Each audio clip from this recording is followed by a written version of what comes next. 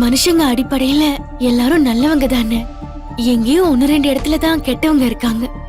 ஆமாம்மா, அந்த 1-2 கெட்டவங்க தான் இந்த உலகத்தையே ஆட்டி படைச்சுக்கிட்டு இருக்காங்க.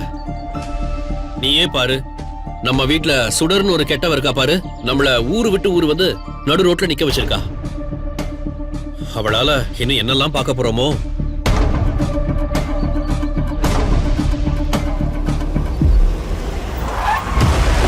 என்னம்மா அது கார் வந்திருக்கு? ஏய், நீதான் மல்லியா? முதல்ல நீ யாரு? ஏய், நீதான் கூட வந்த அல்லகையா? ஏய், மரியாதையா பேசுறா. உனக்கெல்லாம் என்னடா மரியாதை?